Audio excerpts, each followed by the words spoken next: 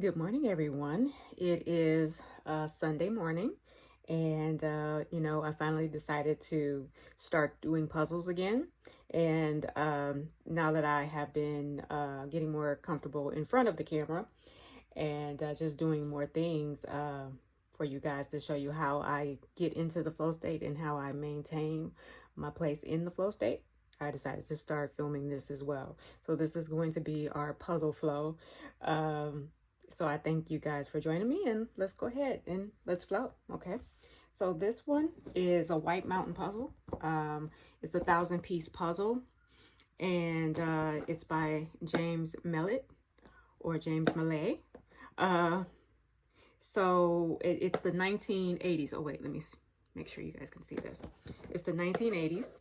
And I can already see right now that there are a lot of very familiar, nostalgic characters here.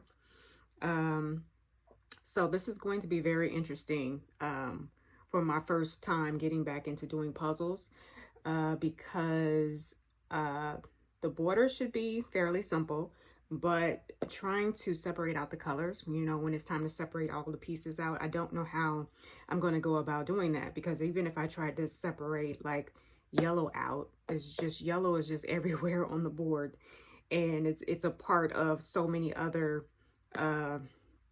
pieces. So, and even if I try to single out certain distinct figures, everything is so small. So I don't know how this is gonna go. This is going to be very, very interesting. Okay, look right here, you can see, I don't know if you guys can see that. The Facts of Life is here. See, and they have each person, like they have Tootie, they have Joe, they have Blair, they have Mrs. Garrett, they have Natalie. Okay. We got this Rubik's Cube here. That should be fairly simple to recognize in the pieces. And there's Mr. T. Let's see, is that Kit?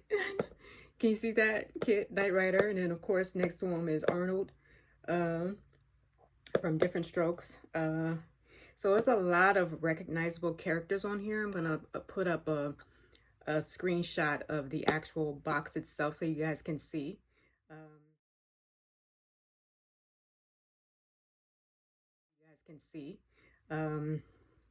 If you're into the nostalgia of the 80s, look, there's a Rambo.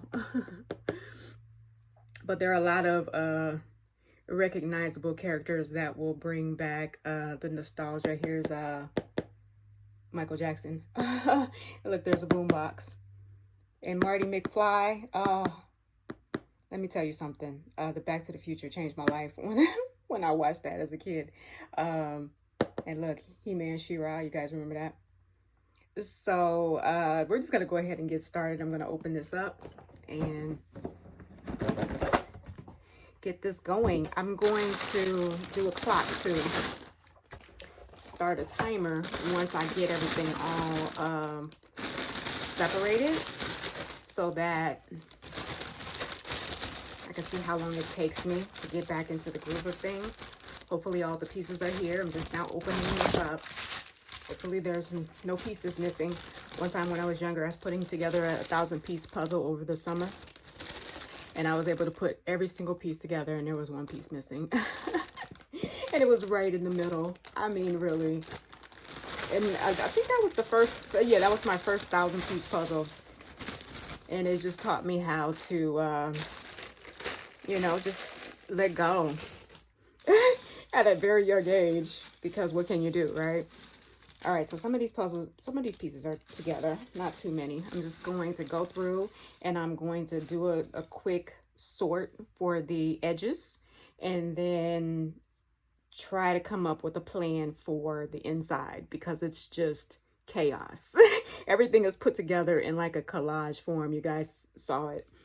So wish me luck, and I will be back with the sort, okay?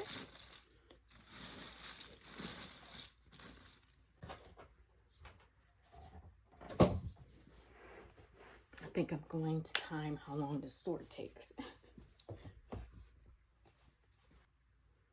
Yeah, I'm going to go ahead and I started the timer for the sort just to see how long it takes just to sort it all out.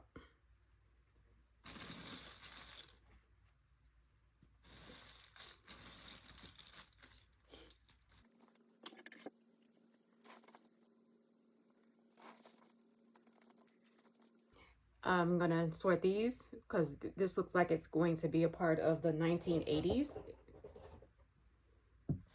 It says that at, so if it's a strong, bold white with like a midnight blue color to it, I'm just gonna put it to the side.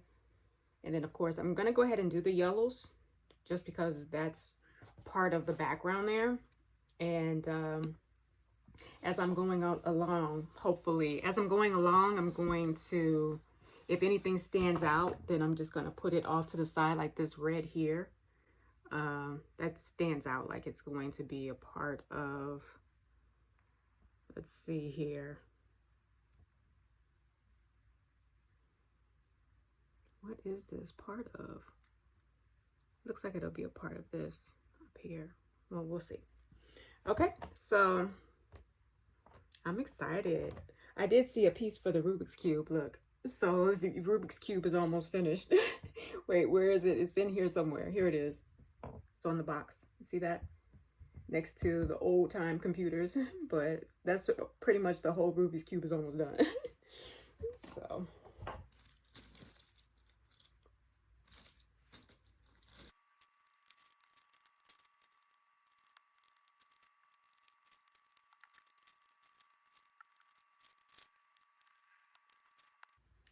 I also decided to, if the face was recognizable, so I got a pile of faces where it's like, okay, that's an actual face, so I'm gonna need that. So start doing that.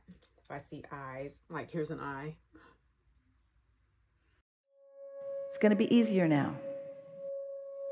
I understand it more fully. And I like feeling good, and I want to feel good, and I often feel good. And it's easy in some situations to feel good.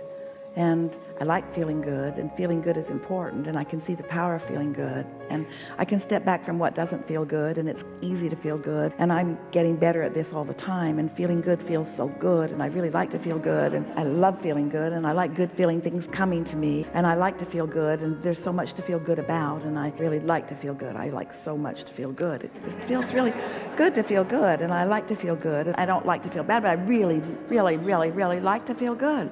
I like to feel good, and I like to feel sure, and I like clarity so much. I don't like confusion much, but I like clarity so much, and I like the feeling of empowerment. I like the idea of tapping into the leverage of the universe, and I like tapping in with my inner being who really cares about me and knows what I want, and I really like feeling good. And I like relief, and I like progress, and I like success, but I really, really like feeling good. And there's so many things to feel good about, and I like feeling good. I really, really like feeling good. I really do. I just like feeling good. I so like feeling good. And when I first wake up in the morning, I feel the best that I ever feel, and I like feeling good. And tomorrow when I wake up, I'm going to feel good even longer, and the next day even longer, because I so like feeling good. And I'm not worried about stepping back into feeling bad, because I so like feeling good. I so like feeling good, and it's easier and easier to feel good. I just really, really, really like feeling good. I so like feeling good. And once you get that going like that, where you're saying it and meaning it, even to the point of ridiculousness, Esther and friends, sometimes they'll get on a rant where they will be appreciating something so much, and anybody else that's looking in would think they are just a crazy group of people, because over and over again they're just saying the same happy things about the same stupid things. In other words, they're just determined to feel good. They compliment each other, and they laugh at everybody's joke, and everybody's tuned in, tapped in, turned on. Everybody's got the punchline right there, and sometimes they set each other up for the fun, and sometimes they deliver the fun, but it's just fun, fun, fun, fun, fun. And they just talk about it and talk about it, talk about it ad nauseum to anybody that's not up to speed with it. But that's how you get your momentum going. I so like feeling good. Life is so beautiful. Look at this beautiful day. Ooh, traffic is so good for me today. I love my car. Ooh, I love listening to this song. Isn't that pretty? Isn't that pretty? Isn't that beautiful? I really like that. Ooh, he said that to me. She said that to me. That felt so good. You can get on a rampage. That's what momentum is. You can change the momentum, and it doesn't take much to do it. And when you do, every subject in your life has to adhere to the new receptive mode that you are in, so that things that have formerly been sucky either disappear from your experience, or they improve because your vibrational vantage point has changed, you see. Yeah. Really good. Enough? Yeah. Okay, This is how long it took me to do the first sort. Okay, almost an hour here. So I had this is a 1,000-piece puzzle, and I decided as I was going, of course it's easy to find the pieces for the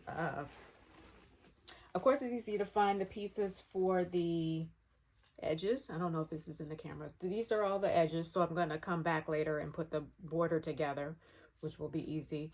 And then I have separated into these piles, and this big pile right here is what I found to be like faces and distinct characters. Like here's the Ninja Turtles, right? And so distinct faces. I saw eyeballs, I saw smiles, I saw hair, I saw, you know, whatever it was. I put it all in here. So hopefully that helps. Look at this. Y'all remember Pee Wee Herman? I don't know if you can see that. So we have all the different faces here. And then I have a pile of just like light colors, light bluish colors, blue, and then I have the blue and white that looks like it would be this 1980's thing. I have all of that, and that's a pile. And then I have yellow, and I have piles of just actual words. Like there are puzzle pieces that have actual words on them, so I'll put those in here. So whenever I need a word, anything that had letters on it, I would put in here in a pile. And then I have piles of distinct objects that were obvious, like the Rubik's Cube, right? And so distinct objects, remember this? So I know where that goes. The flag. So, and then of course they had pieces that looked like they were distinctly part of a vehicle or something. So I just separated those into, this is my first sort, so I'm gonna have to separate them again, of course, as I get going. So I did do the yellows, but it turns out the faces was the biggest pile. And then of course you got the edges. Okay, so I'm gonna come back later and I'm gonna do the border. Okay, thank you for joining me. Until next time, let's flow.